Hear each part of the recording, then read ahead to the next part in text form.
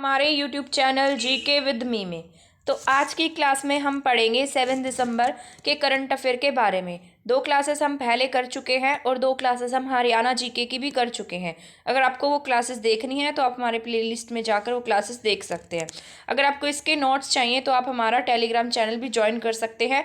Telegram channel का join link जो है वो आपको हमारे डिस्क्रिप्शन बॉक्स में मिल जाएगा। तो स्टार्ट करते हैं आज का पहला क्वेश्चन।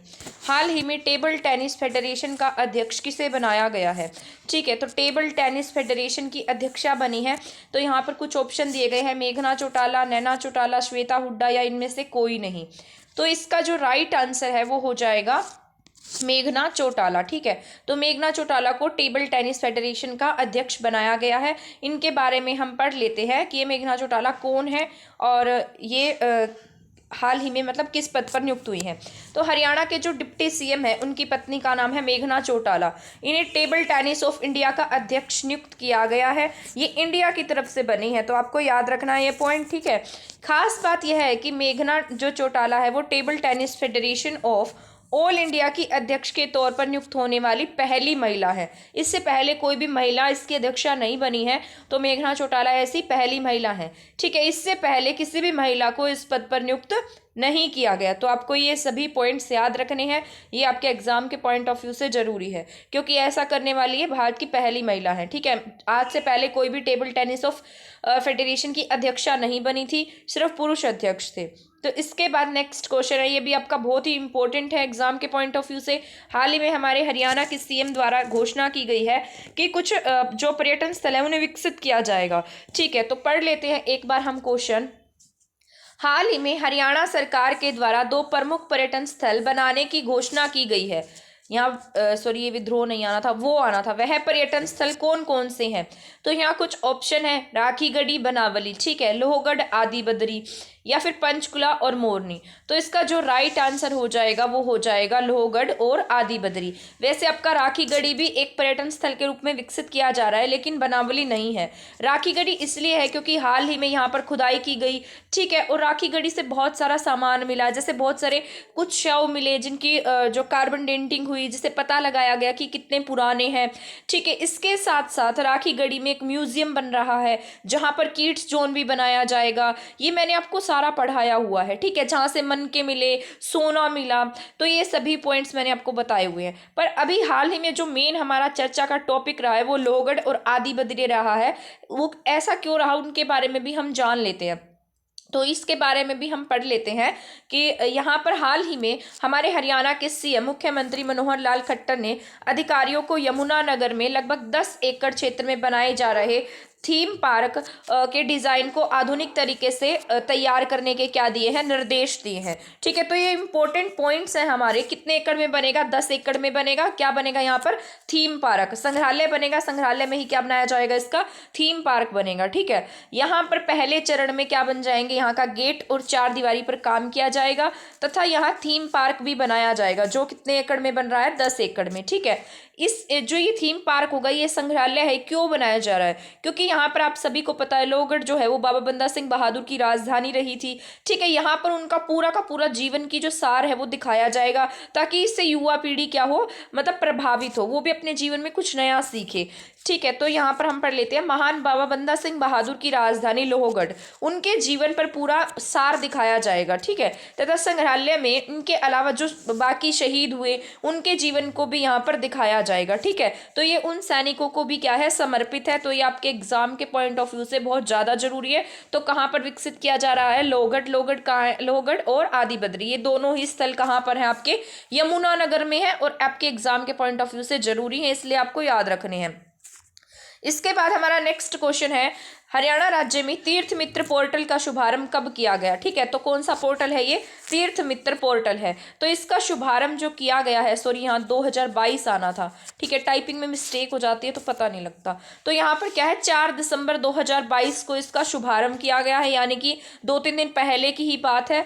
ठीक है, तो आपकी इंपॉर्टेंट है। तो हरियाणा के मुख्यमंत्री मनोहर लाल ने 4 दिसंबर 2022 को तीर्थ मित्र पोर्टल का शुभारंभ किया है। ठीक है, इसके साथ साथ कुछ की पॉइंट्स भी हम पढ़ लेते लेते हैं। मुख्यमंत्री मनोहर लाल खट्टर ने 31 अक्टूबर 2022 को सीएम डैशबोर्ड पोर्टल लॉन्च किया था। कब किया इन्होंने? 31 अक्टूबर 2022 को। इसके साथ साथ नगर दर्शन पोर्टल का भी शुभारंभ किया गया था 13 अप्रैल 2022 को। ये मैंने आपको पढ़ाया था। इसमें यह था कि आप अपने एरिया के बारे में कोई भी जानकारी हो वो इस पोर्टल से प्राप्त कर सकते हैं, चाहे आपकी गली की है, कस्बे की है, शहर की है, जिले की है, राज्य की है, तो आप सभी जानकारी यहाँ पर प्राप्त कर सकते हैं। तो ये कौन सा पोर्टल था? नगर दर्शन पोर्टल था। इसका शुभारंभ 13 अप्रैल को किया गया था। और साथ ही साथ डैशबोर्ड पोर्टल जो लॉन्च हुआ था वो 31 अक्टूबर 2022 को हुआ था। ठीक है, इसके बाद नेक्स्ट जो हमारा 1 मिनट, इसके बाद हमारा नेक्स्ट क्वेश्चन जो है, 1 मिनट, नेक्स्ट क्वेश्चन हम चलते हैं नेक्स्ट क्वेश्चन पर। हाँ, ये देखिए अब 4th क्वेश्चन है हमारा, हरियाणा के किस जिले में राज्य का पहला गोवन अभ्यारण्य बनाया जा रहा है? क्या बन रहा है? गोवन अभ्यारण्य। ठीक है, तो गोवन अभ्यारण्य कहाँ पर बनाया जा रहा है? तो आपके पंचकुला में बन रहा है। ठीक है, तो आपको ये पॉइंट्स जो है वो याद रखने हैं। कहाँ बन रहा है? पंचकुला में। इसके बाद हम पढ़ लेते हैं, जो पंचकुला में राज्य का पहला गोवंश अभ्यारण्य बनाया जा रहा है, जिसे बाद में हर जिले में लागू किया जाएगा। ये गोवंश अभ्यारण्य है क्या, इसके बारे में जान लेते हैं। इससे जो भी गायें होती हैं या फिर कोई पशु होते हैं, जैसे गाय आपने देखी होंगी सड़कों पर घूमती रहती हैं, तो इससे वो मतलब जो सड़कों पर घूमती हैं बेसहारा गोवंश, उनको एक प्राकृतिक माहौल मिल सके। ठीक है, और वो इस तरीके से ना घूमे, इसलिए क्या बनाया जाएगा? गोवंश अभ्यारण्य बनाया जाएगा। ठीक है, ताकि वहां पर वो सेफ भी रहे। इसके बाद नेक्स्ट क्वेश्चन है, हरियाणा के किस खिलाड़ी ने मलेशिया में हुई इंटरनेशनल मास्टर एथलेटिक्स चैंपियनशिप में रजत पदक जीता है? तो हरियाणा के खिलाड़ी हैं और उनका नाम क्या है? गुरदीप सिंह। तो इन्होंने क्या जीता? मलेशिया में इंटरनेशनल मास्टर्स एथलेटिक्स चैंपियनशिप में सिल्वर मेडल जीता है। सिल्वर मेडल यानी कि रजत पदक, और इनका नाम क्या है? गुरदीप सिंह। इसके बाद इनके बारे में हम पढ़ लेते हैं, मलेशिया में आयोजित कुलालमपुर में इंटरनेशनल मास्टर एथलेटिक्स चैंपियनशिप में पानीपत के बडोली गांव के गुरदीप मिटान ने भाला फेंक में रजत पदक जीता है। ठीक है, कहाँ के रहने वाले हैं? पानीपत के बडोली गांव के रहने वाले हैं। नाम क्या है इनका? गुरदीप मितान। ठीक है, इन्होंने भाला फेंक में क्या जीता है? रजत पदक जीता है। और इसका आयोजन कहाँ पर किया गया था? कुलालमपुर इंटरनेशनल, मलेशिया के कुलालमपुर में। ठीक है, इसके बाद नेक्स्ट क्वेश्चन हम पढ़ लेते हैं, हाल ही में किसने हरियाणा इलेक्ट्रिक वाहन नीति 2022 को अधिसूचित कर दिया है? ये आपका मोस्ट इंपोर्टेंट क्वेश्चन है, आपको याद रखना है। तो हाल ही में कौन सी नीति लागू की गई है? इलेक्ट्रिक वाहन नीति 2022। ठीक है, तो ये किसके द्वारा लागू की गई? हमारे हरियाणा के डिप्टी सीएम के द्वारा। कौन है हमारे हरियाणा के डिप्टी सीएम?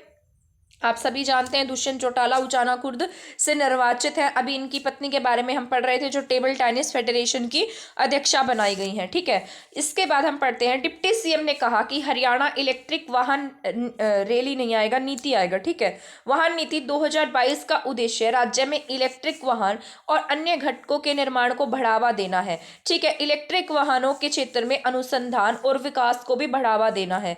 ठीक है, यहाँ पर क्या होगा? जैसे इलेक्ट्रॉनिक वाहन चलेंगे तो इससे विकास, डेवलपमेंट ज़्यादा होगा, पॉल्यूशन कम होगा।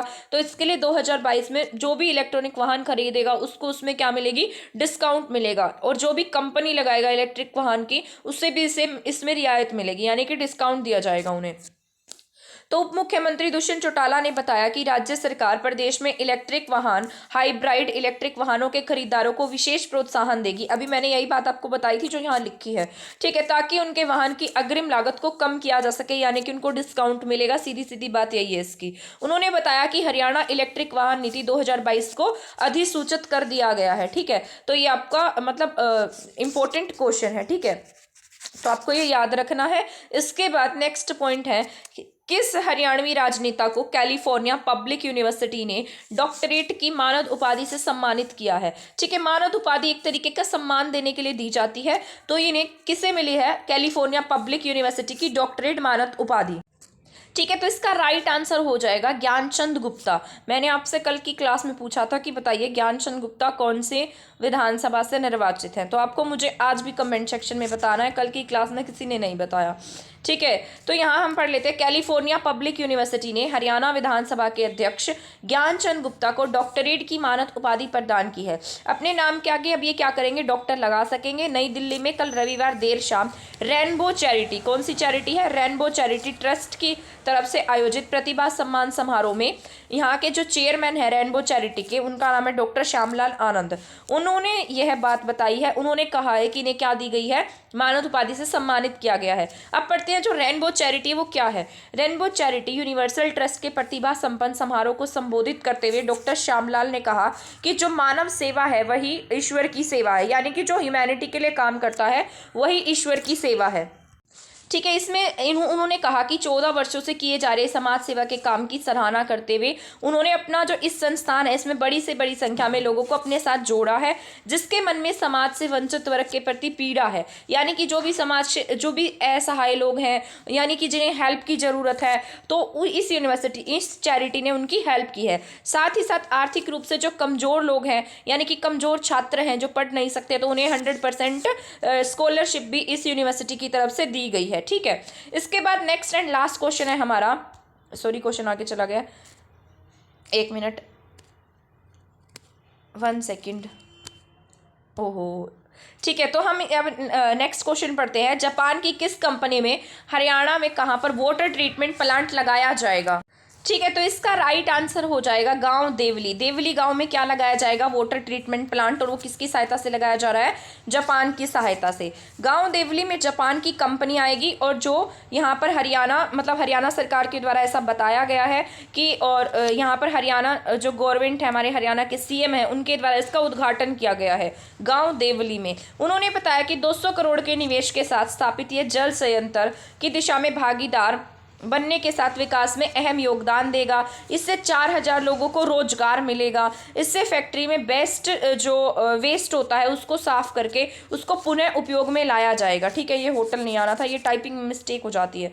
ठीक है, तो इससे क्या होगा, लोगों को रोजगार मिलेगा। जो भी वाटर है, जो खराब वाटर है, उसको प्योरीफाई किया जाएगा, पीने लायक बनाया जाएगा, वाटर का ट्रीटमेंट होगा यहाँ पर। ठीक है, तो यही पॉइंट्स थे जो आज की क्लास में हमने पढ़ लिए हैं।